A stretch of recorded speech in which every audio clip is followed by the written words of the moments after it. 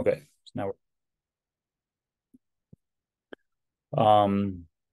and then online resources. Have all of you used Life in the Fast Lane, this first resource? Is that something that sounds familiar? Are you familiar with it? That's one of my favorites, Ryan. Yeah, I would highly recommend this. So if you're looking at certain EKGs and you're looking up the criteria for left bone branch block or you know some other finding, Wellens or arrhythmogenic RV dysplasia, I think Life in the Fast Lane is probably one of our best resources available, and it's free, which is nice. So that's this first one. For ischemic EKGs, Dr. Smith's EKG blog is quite helpful. This is also a free resource, very much more advanced and in depth, and that can be pretty useful. Um, and lastly, this one costs a little bit of money, but it's not overwhelmingly expensive. I think it's around $25 for an entire year, but it's Amo Matu's website, the EKG Weekly. Um, and there are weekly cases that you can kind of go through, and then he gives lectures on them online. So for those of you who are really trying to get the most out of your EKG reading, I can recommend that. Has any of our Vietnamese colleagues, has anybody used this resource, EKG Weekly Workout?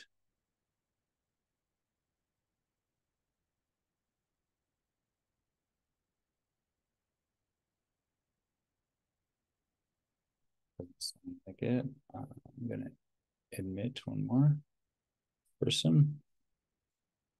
Juliet or Scott, do you guys do your weekly workout?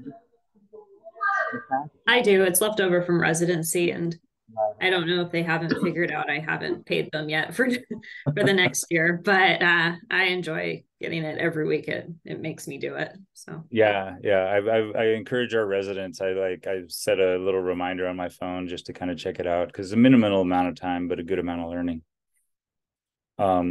Any other and then I was gonna, MRAP, I kind of like forwarded this course. They're videos, so those are nice. And so everybody within our Vietnamese colleagues, you guys should all have access to MRAP if you want to watch this.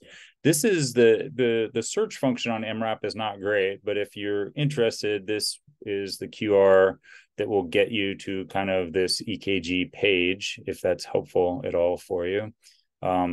And those are also, you can kind of look up some videos. So a little bit more dynamic with some visual aids that can be helpful.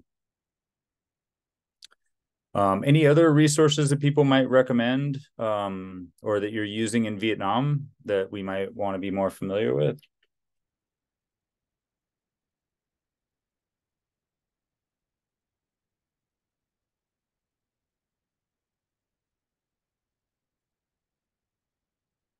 Okay, doesn't sound like there's a lot.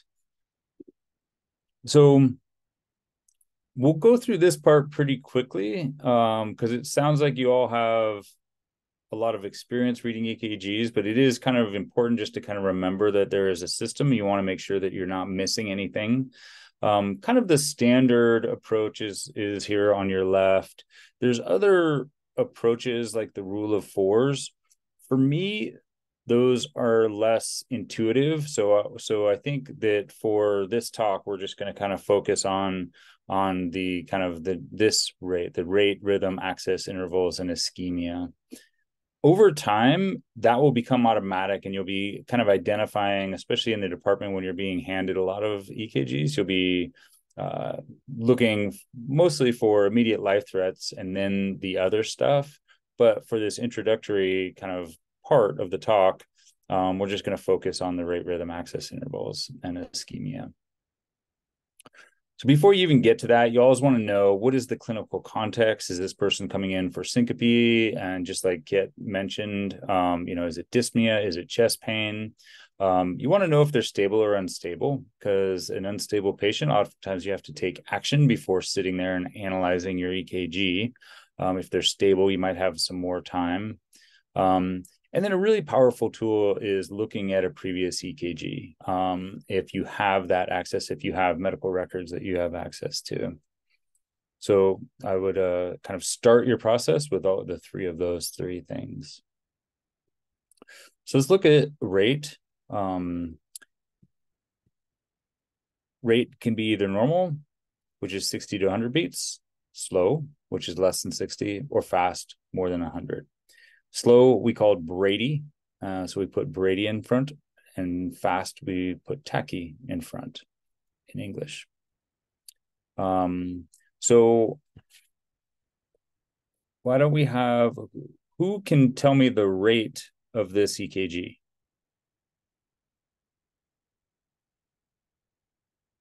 If nobody volunteers, I'm going to call out somebody.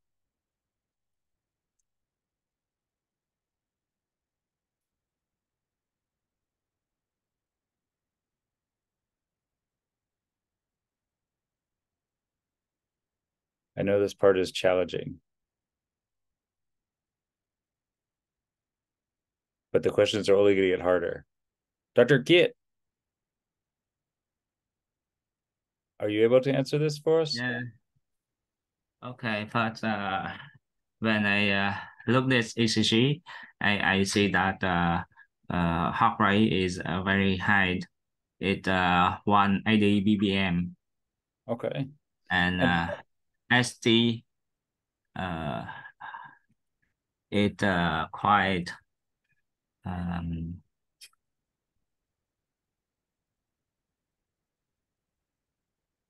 Yeah, it looks like there's some ST changes. I agree with you, but just going back to the rate, how did you estimate the rate?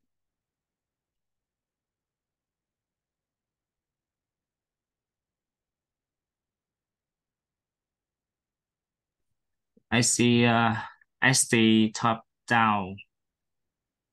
It may be this patient and ST in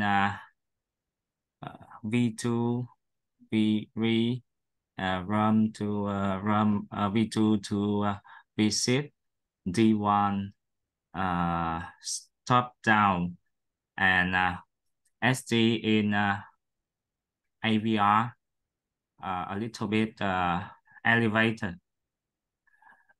So the patient may have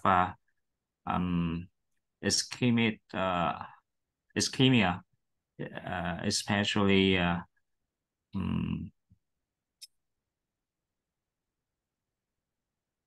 with left man re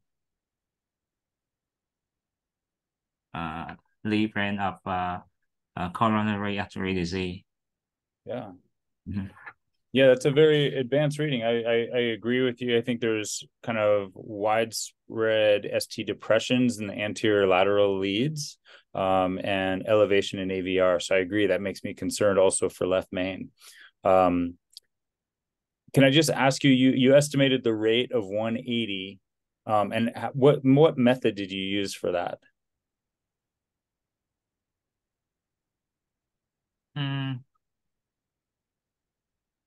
Look at in the interval of RR, it below to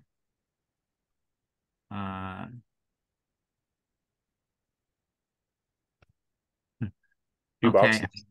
Yeah. Yeah, I agree. So and so this is probably the system that you're using, right? What you mentioned, it was a little bit less than, it was more than one box, which would be 300, and less than two. So maybe somewhere around 180. And so I agree. So this is one system when the heart rate is very fast that you can use. Is anybody? Well, I guess I would assume that everybody's familiar with this because Dr. Kit, your reading was advanced there, and so so that would be a way of measuring this heart rate. How about this? What is the rate for this EKG? And let's have somebody other than Dr. Kit answer for this one.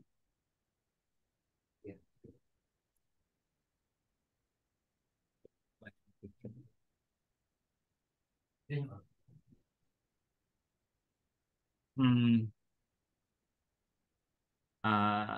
Look at this ECG. The heart rate is around 33 ppm. Okay, and how did you come to that conclusion? How did you get that number? I get that I it rate 100 divided 8 9 divided divide 9. Yeah. Okay. That is a I'm not sure if I've used that method before. Here's the method that I might, when you have this very slow rate, and we may be talking about the same thing. So, the rate of a standard EKG tracing is 25 millimeters over a second, which means that in a large block, if you have 5 millimeters and 5 large blocks equals 25 millimeters, that 5 large blocks equals a second, and that is represented here. So we know the smaller portions, but the larger portions maybe are a little bit harder. And so a standard EKG tracing is actually going to be about 10 seconds. And so if you take a standard EKG tracing and you count the amount of R's times 6, that will be the amount of beats in a minute. So for this tracing that we saw, you'd have 1, 2, 3, 4, 5, 6. So you'd have about roughly 36. And so, Dr. Kit, your estimation was also quite close and accurate, but it sounds like you've used a slightly different method. Scott or Juliet, what method do you use when you're not just reading it from the computer? I learned the ways you just taught. Yeah, I agree. I use the boxes more often than multiplying. Yeah. I find that if it's tachycardic, so when it's fast, I'm more often using the boxes, and then when it's slow, I use the multiplication method. Yes. Yeah, exactly. That's kind of how I find it works well too. So that's our rate, and it's just going to be normal, fast, or slow. Rhythm, as we know, goes from SA node through the AV node and then down through the bundle into the ventricles. A standard tracing will look like this: the P wave and then the QRS into the T. So the SA node, the depolarization and the repolarization. The sinus, when we want to see a sinus rhythm, we want to just make sure there's a P for every QRS and a QRS for every P. And it's helpful to note that P wave, it should be upright in lead 2 and it would be negative in lead AVR. That would suggest that it's coming from the SA node, that it's an actual sinus rhythm. If your P wave is not upright in 2 or negative in AVR, it might suggest a different ectopic focus for the origination of that beat. So for this talk, we're just going to basically be saying these are either sinus or not. In future talks, when we're going to talk about dysrhythmias, we'll go a little bit more into detail. Although some of my examples might have some other additional things. When we talk about axis here, when you look at the EKG, this is the way the EKGs are printed out for us in the US. For Vietnamese colleagues in Haiti, they print them out in a very different form. For our Vietnamese colleagues, is the layout of the leads the same for your EKGs? I'm trying to remember how many EKGs I've seen at Chorai or UMC, and I can't recall. Yes, the format is very similar in Vietnam. Okay, perfect.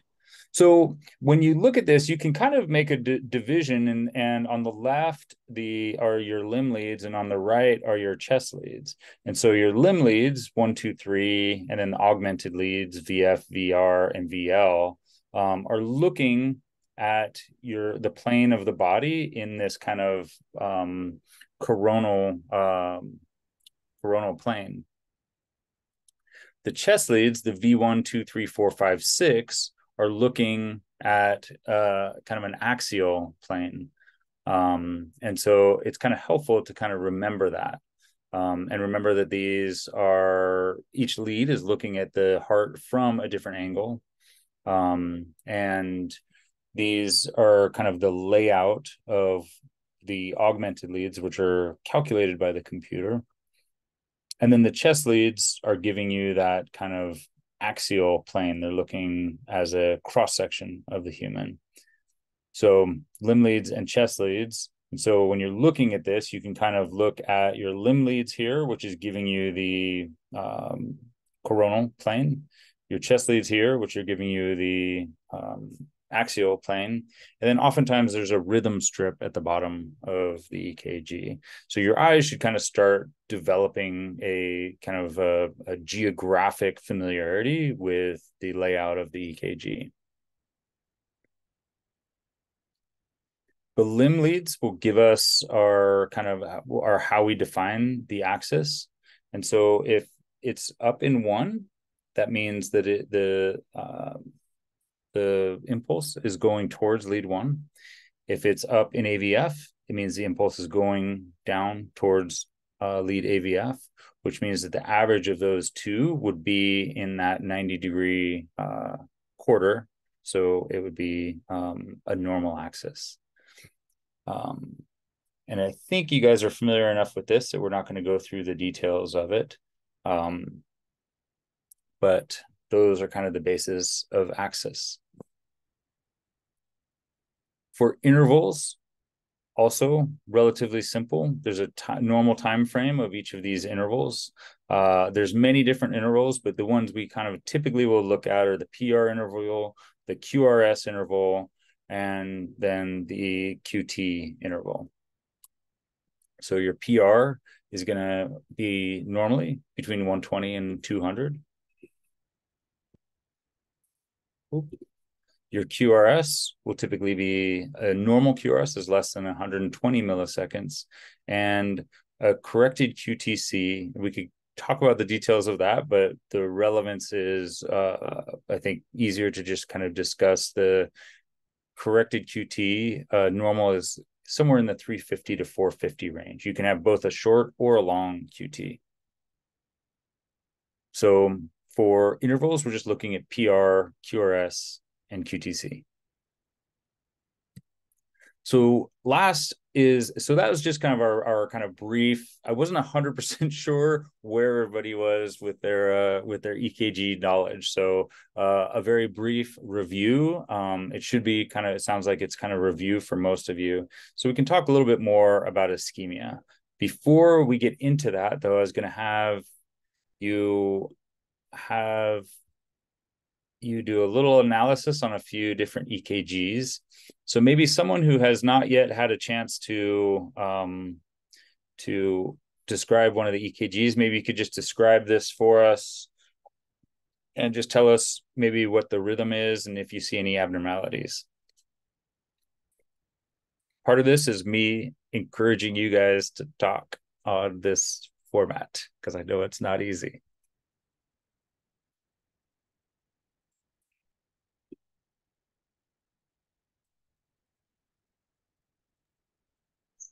In this EKG, see normal heart rate of 75 beats per minute, and it is a normal sinus rhythm. The acid looks normal to me because the QRS is upright in D1 and AVF, and interval QRS durations are normal. I don't see any ischemia on this group, which is no ST elevation or depressions. Excellent. I totally agree. I think this is what we're looking at here is basically a normal sinus rhythm with a normal axis. And yeah, you have a very solid understanding here. So this is great. Good job. How about this one? Someone who has not had a chance to go.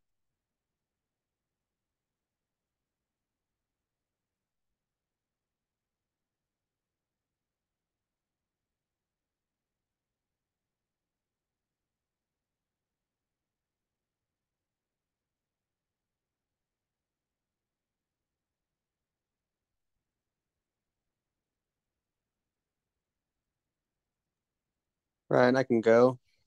Okay. This EKG looks like sinus rhythm. The rate, if you ignore the dropped beats, would be maybe 90 or so. The QRS is normal. The PR interval is getting longer than dropping. QTC is normal. QRS is normal. No significant ST segment changes. Mostly normal R wave progression. I think the axis is normal. So the big abnormality is the PR intervals, and so this would be a incomplete heart block, and it'd be a type 1. All right. Yeah, solid work. I agree. I was messing around with so yeah, it's a second degree type 1. So you have that progressive, so it's like a winky box pattern with a normal axis. The T waves look a little bit large in the anterior leads, but I don't think pathologically. So good job. Thanks for jumping in there. So those are just a couple practice cases. So ischemia, I'm realizing now that we have a fairly advanced cohort here. I wasn't sure where we would be at. This is going to be kind of a review of many things. Ischemia is a challenge because it's a science that's currently in flux. And so we're seeing a lot of changes in the way we are defining ischemia through the setting of the EKG and what an infarct is in the setting of the EKG. What we do know is that for 25% of cases that have ST elevation, when they take them to the cath lab, they don't actually have coronary occlusion. More alarming is that 25% of people with coronary occlusion do not have typical ST segment elevations on their EKG. So we're finding that this definition of ST elevation is neither sensitive, it's not fully sensitive, and it's not fully specific. So we need an additional paradigm. What that additional paradigm is still being worked out.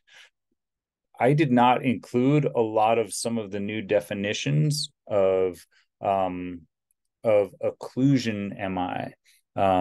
Has everybody, our Vietnamese colleagues, have you heard this term differentiating the ST elevation MI from occlusion MI, the OMI?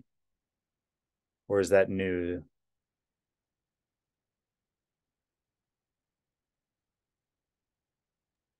I did hear of that definition, but back in Vietnam, I still don't see any updates about two definitions. Yeah, this is kind of an idea and kind of a shift in analysis that's really happened over the last few years, but has not yet really become widely accepted. I think from like the guidelines and from the cardiology standpoint. Out of curiosity, Scott, Juliet, Shakira, at your institutions, are you seeing cardiology starting to accept cases to take to the cath lab that don't fall under standard ST elevation criteria?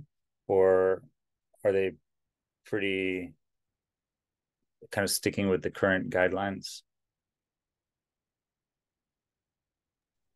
I definitely think that they're taking people to the cath lab that don't meet the classic definition. it's usually multifactorial. It's, if there's ischemic changes in the ST segment or the T waves and a good story, like good risk factors, then they're usually taking them. So they're not necessarily only going based off the ST segment, but like they're looking at the T waves and they're really considering more of the story, I guess, than I used to maybe. Okay.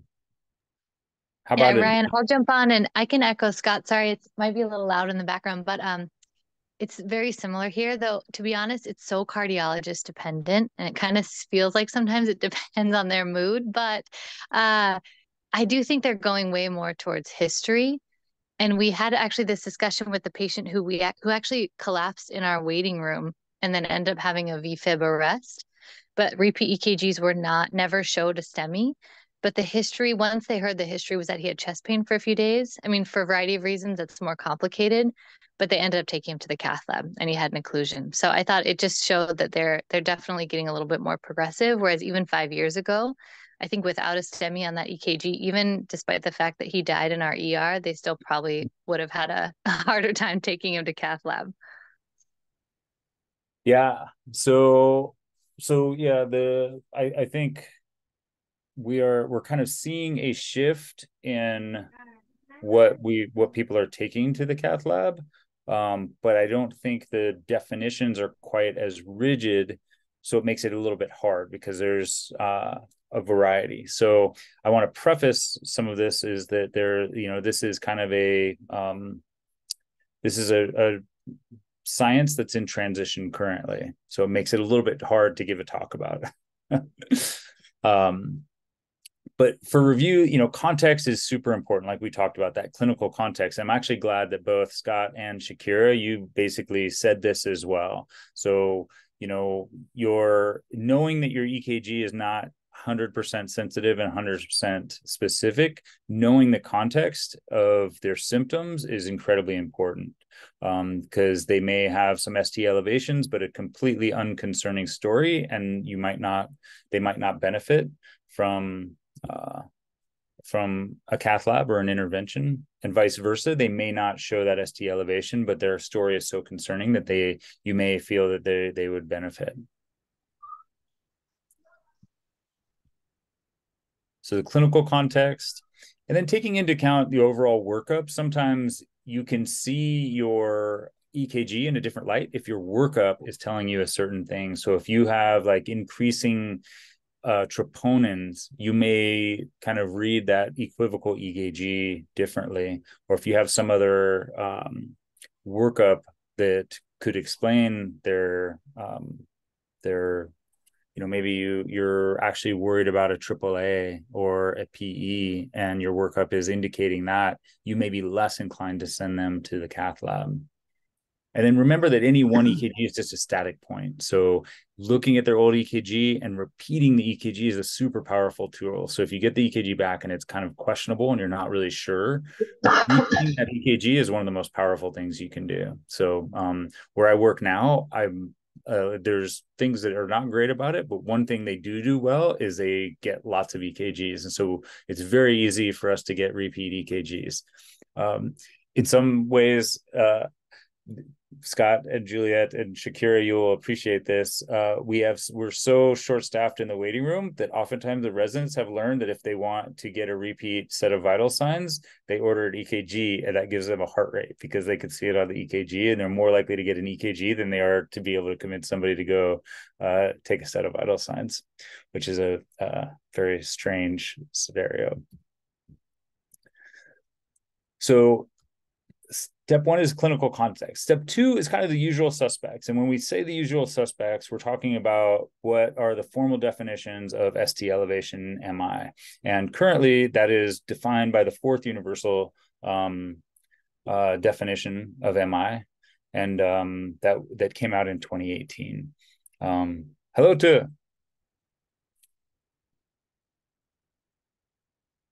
welcome.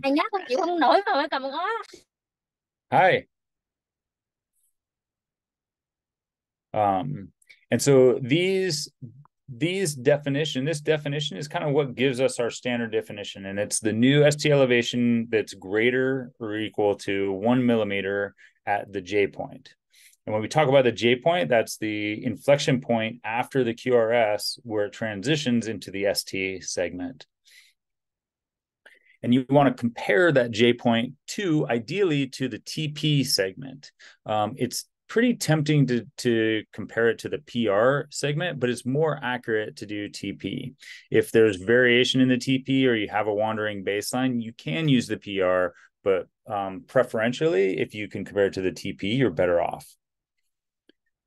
These ST elevations need to be in 2 or more contiguous leads.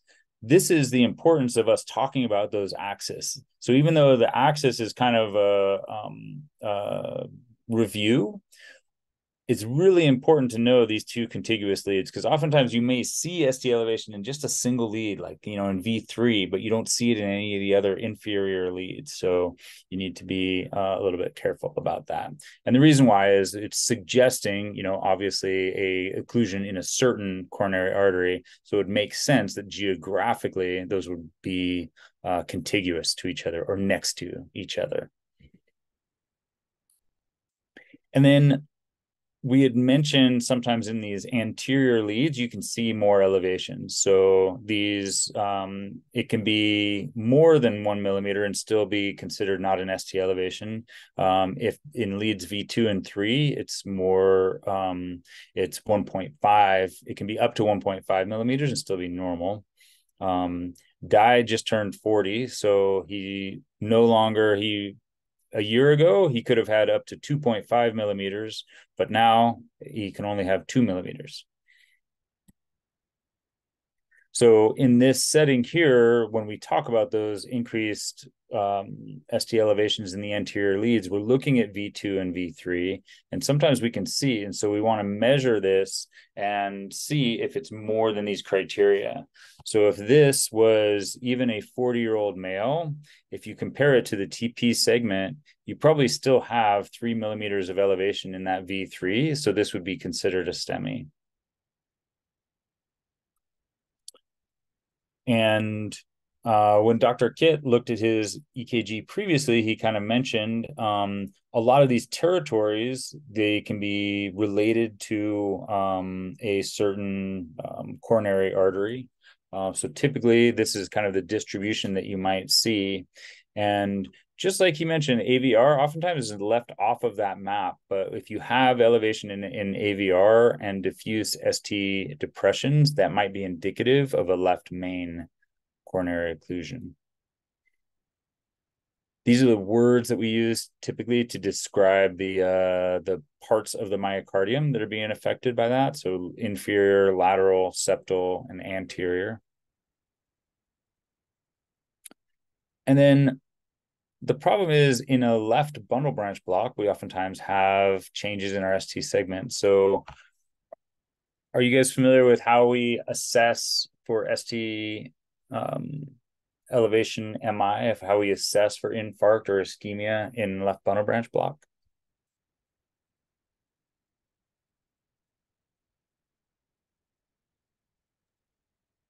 Use Barbosa criteria.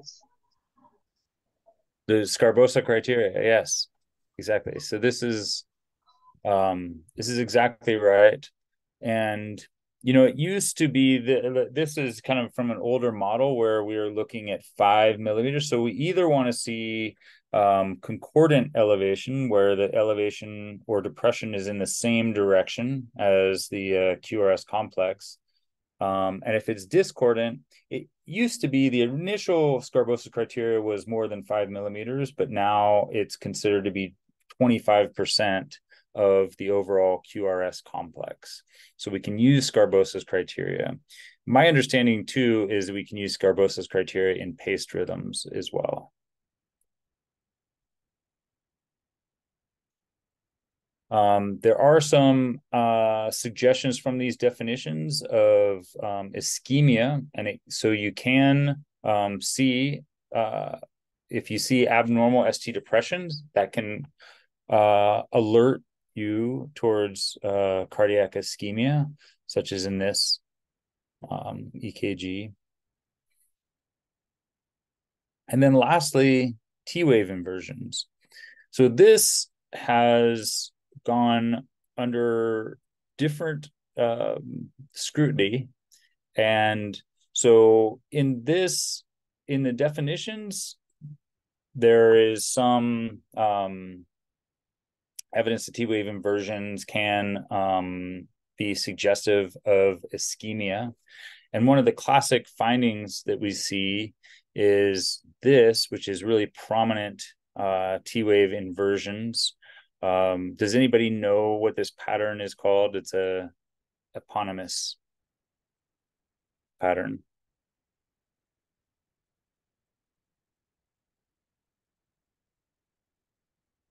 Meaning it's named after somebody.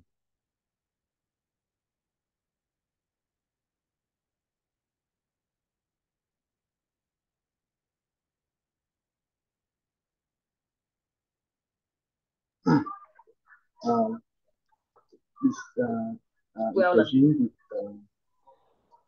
T-wave inversion on many lists. I'm not concerned about the Rowland syndrome. Yeah, absolutely. Exactly. So I heard from two different people Welland syndrome. So that's exactly, I would be concerned for that as well here for Welland's. So those are kind of the more well-established signs of ischemia. Some of these newcomers, and this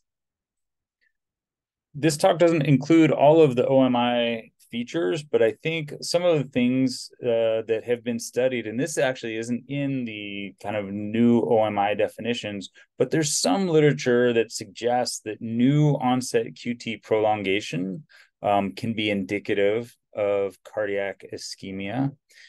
I don't think we're to the point where that is fully vetted out, but you might kind of look for this. And there are some papers that suggest that new QT prolongation is an early sign of ischemia. Hyperacute T waves. These are a challenge because they can be suggestive of ischemia, but I believe there was a recent review that showed that they are actually not associated with more incidents of coronary occlusion. The problem with that paper is how they define them. And I think this is the problem with all hyperacute T waves is we don't have great definitions for them. I think that the definition that Alma 2 uses, well, actually, typically hyperacute may be a little bit more broad-based and asymmetrical, whereas the peaked T waves from hyperkalemia may be a little bit more symmetrical and more peaked and narrow. I like to think of the hyperacute T wave as kind of being the first part of like that T wave starting to pull up that J point, pull up that ST segment.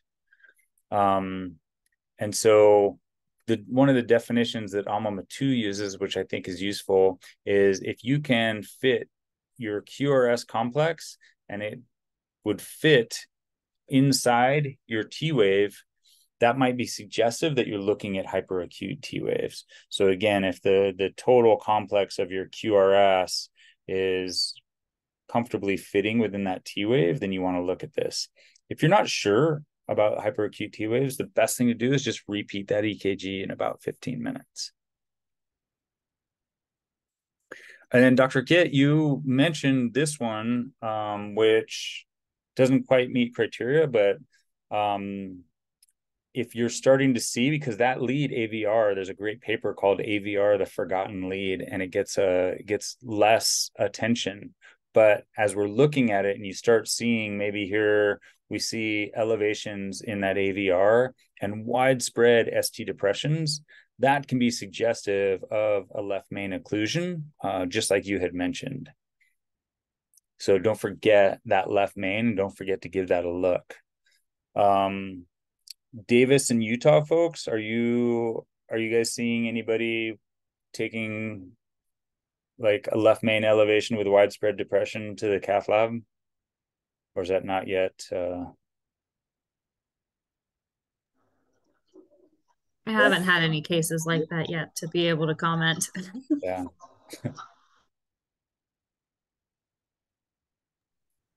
How about in Vietnam? Would your specialist, would your cardiologist consider taking a left main elevation with widespread ST depressions? Would they consider taking them to the cath lab? We did because ST elevation in AVR and distal ST depression is considered to be high risk non-STEMI in the ESC 20 version guidelines. So we do take them to the cath lab and we treat them like STEMI. Excellent. Excellent. That's great. Something's popping up in the chat. All right, Juliet is taking off. Juliet, thank you for joining us.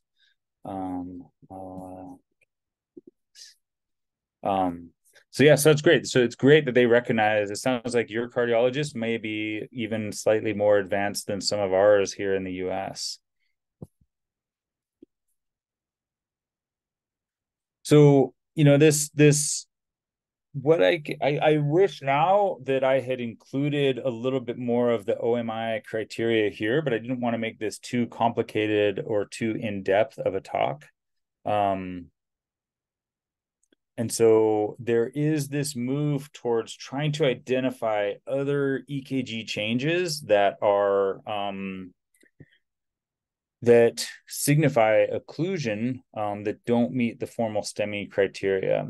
What I'll do is I'll send a paper on this that you can read. I think it's good to be aware of, but the big challenge is if your cardiology colleagues are not on board with those criteria, you're going to have a tough time getting these people definitive care. But I think we're going to see a progression, and I think some of these criteria will probably end up in the next kind of formal guidelines and formal definitions. And then, of course, just because it's not a myocardial infarct doesn't mean that a patient's not having ischemia. So measuring those troponins can also be quite helpful. Probably a better talk for this would have been OMI and then STEMI mimics, I'm realizing, but also be aware of other things that can lead to STEMI elevation. So those are kind of your basic outlines, and I was just going to throw a few more EKGs at you, and we can kind of, but I'm realizing that these may be a little bit basic. Does anybody want to take a stab? This one, we're going to skip that one. How about anybody want to take a stab at this one?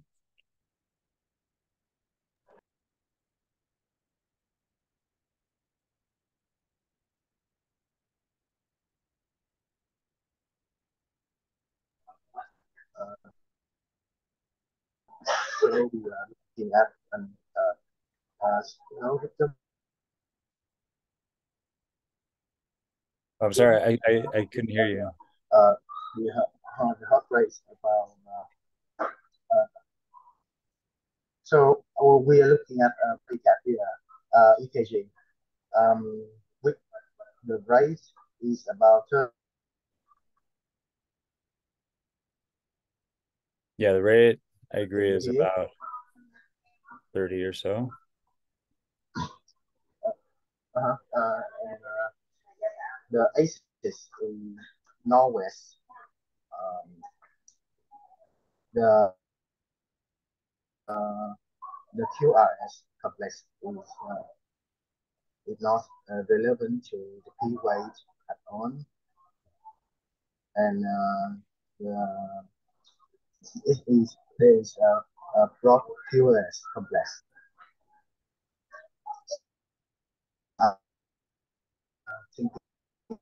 Thinking about this is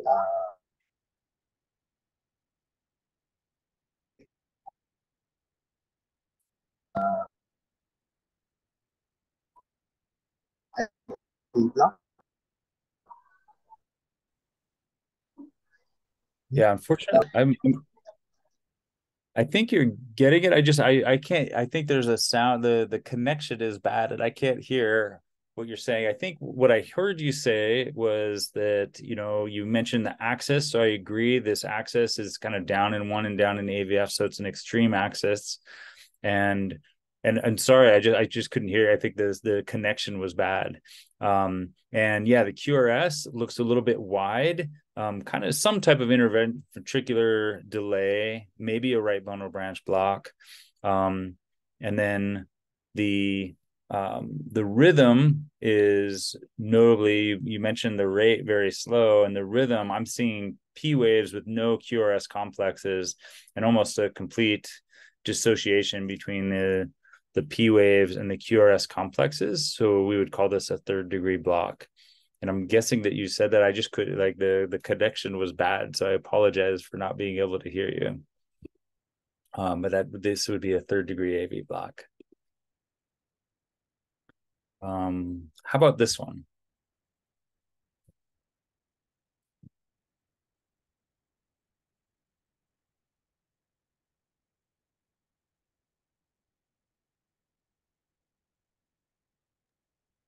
So in this EKG, it's a normal sinus rhythm of a rate of 60 beats per minute. The acid looks normal, but the and also the PR interval and PS duration are normal, but there is some ST elevation in the inferior lid as well as some ST depressions in the anterior lid from B1 to B3. So I think it is a inferior standing. Yes, 100%. Dr. Nanle, you have a very solid handle on EKGs. We should have set our heights, our level higher, so for you, because you're very good at this. But I agree with all of these statements. It's a sinus rhythm with a normal access, and we see those ST elevations in the inferior leads with reciprocal depressions in the anterior leads. So we would call this an inferior MI.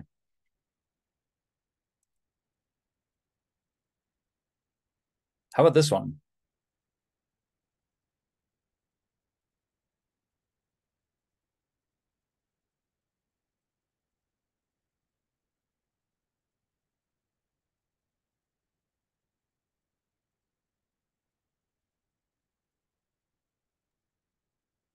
From this is KG say that the rate is very fast, maybe over 150 beats per minute, and the both the PR interval and the PR duration are prolonged, and I cannot see any P wave, so this is definitely not the sinus rhythm.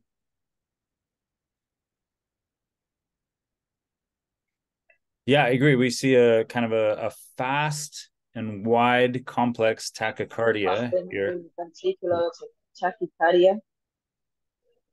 Yes, exactly. And there's one thing that I noted on here. Sorry, I think I cut you off, and I apologize. I think but I think that this maybe 3/4 of the way through, we see this escape beat. And so you see a normal QRS kind of hiding within these other wide complex tachycardias. And that's oftentimes a giveaway and very sensitive for a ventricular tachycardia. So you got that one as well. Good job. Why don't we just do one more, and then we'll wrap this up. What we'll do is, well, let's just take a look at this one and see what you guys think.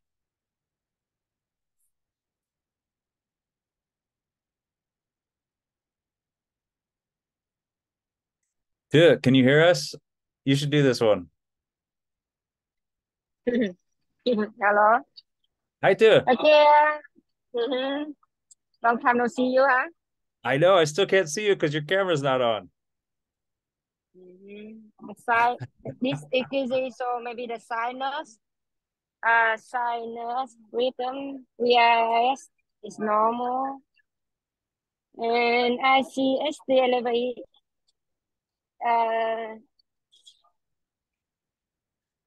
AVR, AVR B1, right? Maybe the lateral coming. Yeah, so I agree. There's, this a normal sinus rhythm. We have a normal axis, and you're seeing, yeah, there's some maybe some ST elevations in AVL. Little bit difficult to tell. We definitely see ST depressions in these anterior leads, V1, V2, V3. We have T wave inversions in lead 3, but those are isolated. So this could be a lateral. It may also be, if we're thinking just ST depressions anteriorly, oftentimes that can be reciprocal depressions from a posterior MI.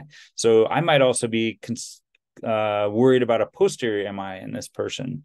And so I think either possibly this high lateral or posterior. So I would want to get posterior leads on them and check it out. I can't remember. Yeah, I think we labeled this as a posterior. But you're right to be very concerned about this patient. They probably, given the right clinical context, would probably warrant going to the cath lab. So I have a handful more of EKGs, but I think what we'll do is we should kind of wrap this up here today. I will send you guys, just in case you want the resources, I will send electronic versions of those 2 EKG books. I will put in there some of the websites that we were recommending. And then I'll also attach a couple papers describing kind of the OMI criteria, so you can kind of look through those. It's reassuring to me as we're kind of gauging the scale of where we're teaching. You are all quite advanced in your EKG. So I think we have 2 throughout the year. I think we have at least 2 more EKG sessions, but we can kind of start dialoguing at a more advanced level. This was just kind of making sure that we're all up to speed. So sorry if it was a little bit slow for some of you that are quite accomplished. But our EKG talks will be broader in the future. And when we do in-person workshops too, we'll be working on that. So any questions about all of these things that we covered today?